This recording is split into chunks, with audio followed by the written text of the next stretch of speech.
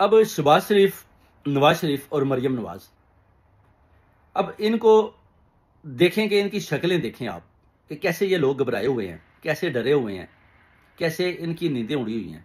एक तो शहबाज शरीफ ने जो टैंक के ऊपर खड़े होकर तकारीर तो कर दी, उसके बाद 2 दिन ये सोया भी नहीं। नवाज शरीफ छुपा बैठा है। मरियम नवाज ने बोला कि अब पाकिस्तान ने बाकायदा हमला कर दिया, यानी हमला भी जिधर से मरियम नवाज से करवाया गया है वो मरियम जानती है।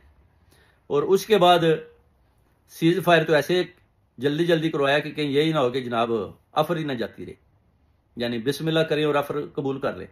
चलें अफर कबूल कर ली, मगर ये बताएं कि अभी बलूचिस्तान में जो बच्चों को, बसों को उड़ाया जा रहा है, DGI SPR तो कह रहे हैं ना कि ये मलबा जनाब हम भारत पर डालते हैं, सब कुछ भारत कर रहा है। तो फिर बात तो, मामला तो उधर का उधर ही लटका हुआ है, मामला तो उधर का उधर ही है। फिर मामला हल तो नहीं हुआ ना। अगर सीज फायर हुआ है, जाफर एक्सप्रेस के ऊपर हमला होता है तो कितने ज़्यादा लोग शहीद होते हैं, कितने ज़्यादा लोग मारे जाते हैं। तो अगर आज बस को जला दिया जाता है, उसके ऊपर मिसाइल दागा जाता है, बच्चों को कत्लेआम किया जाता है, उसके बाद आपके LOC पर भी लड़ाइयाँ हैं। आए दिन नज़र आता है कि फ़लाँ फ़ौजी की शहादत हो चुकी है, उसका नमाज जनाजा है। आए दिन नज़र आता है कि फ़लाँ फ़ौजी को फ़लाँ इलाके में दफनाया जा रहा है एजाज़ात के साथ। तो मेरे पाकिस्तानियों, आप कैसे समझते हो कि ये जंग बंदी या अपना जो है ना सीज फायर, ये जो ट्रंप ने करवाया है, ये हुआ है? तो ये तो फिर बड़ी सोचने समझने वाली बात है कि पानी भी वो बंद कर रहे हैं, हमले भी वैसे ही कर रहे हैं। तो फिर इनको भी चाहिए ना कि उधर कुछ ना कुछ कार्रवाई करें, लोगों को बताएं, क्योंकि लोगों ने तो अपनी आंखें खुली रखी हुई हैं। उसकी वजह यह है कि लोगों ने साथ दिया है, लोगों ने पाक फौज का साथ दिया है।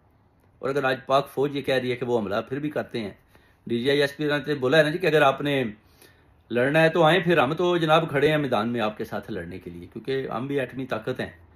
तो वो कहते हैं ना बजेगी बैंसरी, ना रहेगा बांस और ना बजेगी बांसुरी। तो फिर इस चीज़ से भी आपको पता है इंडिया भागता है। और हकीकत तो ये थी ना कि इन्होंने परमिशन ली हुई थी कि जनाब हमने ना, वो जी अवाम जो है ना इंडिया की, उन्होंने हमें बड़ा तंग किया हुआ है, तो जनाब हमें तो 1-2 हमले कर लेने दें, 1-2 पॉइंट दे दें, ताकि अवाम को पता चले कि जनाब इंडिया जो मोदी है ना, उसने बदला ले लिया है। यानी ज़बरदस्ती बदला लेने के चक्करों में हमारे ऊपर मलबा डालने के बाद, पहलगाम वाला जो वाक़या होता है वो हमारे ऊपर डाल दिया इन्होंने। तो उसके बाद फिर इनको टारगेट दिया जाता है कि जनाब ठीक है जी, आप इस जगह पर पहाड़ों के अंदर को बम्ब फेंक लें इधर उधर। तो उसके बाद क्या होता है कि जनाब जब वो मस्जिदों के ऊपर शुरू हो जाते हैं, तो फिर हमारे जो चीफ एयर मार्शल हैं वो भी देखते हैं कि ये क्या हो रहा है, ये तो सब कुछ इधर भी तबाह कर देंगे, जहाज खड़े हैं इतने इतने महंगे, तो ये तो बमबारी करेंगे, सब कुछ तबाह बर्बाद हो जाएगा और पाकिस्तान के तो पास फिर कुछ भी नहीं। तो इससे तो बेहतर है शहादत। तो मैं किस चीज़ का चीफ एयर मार्शल बना बैठा हूँ। तो फिर वो जो है ना हुक्म करते हैं कि जनाब लड़ें, छोड़ें सबको, जो हमारी ड्यूटी है अल्लाह ताला के सामने हमने जान देनी, आप जाएं। तो फिर उनके जो जवान जाते हैं तो फिर वो जो दरतबाई करते हैं उससे ये फिर भाग जाते हैं। जब मोदी शोर डालता है कि पाकिस्तान ने हमारे ऊपर हमला कर दिया, ये हमारे ऊपर हमलावर हो गया, यानी उसको तो ये पता था कि पाकिस्तान हमला नहीं करेगा, हम ही करेंगे।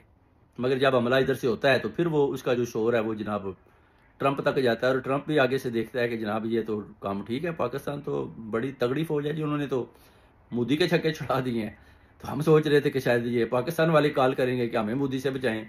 ये तो चीफ एयर मार्शल ने इनके तोते उड़ा दिए सबके। तो ये बड़ी इज्जत का मुकाम दिया अपना chief air marshal Babar Sandhu साहब ने, उनको सैल्यूट पेश करते हैं जनाब, गुजरात के हैं। तो बड़ा अच्छा उन्होंने काम किया और अपनी मुल्क और कौम की इज्जत बनाई। और जो फ़िज़ाई लड़ाई में तो वो कहते हैं अभी भी अगर ये आ जाए, मगर ये जो दूसरे छोटे छोटे काम हो रहे हैं, दहशत गर्दियों के वारदात या वाक़यात होते हैं, इस पर तो फिर DGI SPR या बड़ी जो फौज है उनका हक बनता है ना, इंटेलिजेंस एजेंसीज, उनका हक बनता है कि इन चीज़ों को स्टॉप करें और इनके ऊपर मुकम्मल तौर पर काबू डालें।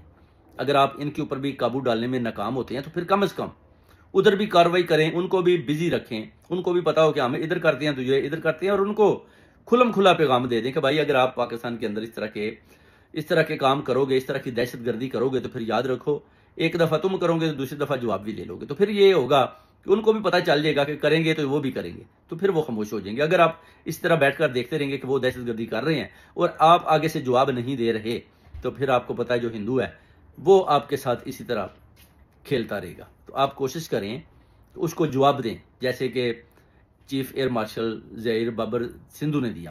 और सिंधु का जवाब देने के बाद आप देख लें कैसे ये डरे हैं, कभी भी आपके ऊपर फ़ज़ाई हमला नहीं करेंगे। देखा आपने उसके बाद कोई ड्रोन नहीं आया, कुछ भी नहीं आया। 79 ड्रोन भेज दिए, डराने की कोशिश की गई, मगर उसके बाद जैसे ही जंग अभी शुरू भी नहीं हुई तो वो पहले ही भाग गए। तो ये चीज़ें होती हैं मेरे पाकिस्तानियों, जब आप दलेरी के साथ मुकाबला करते हो ना, तो फिर आप दलेरी के साथ उस जंग को भी जीतते हो, और जब आप जुर्रत और ईमान के साथ लड़ाई करते हो तो फिर जो फतह है ना वो आपका मुकद्दर बनती है।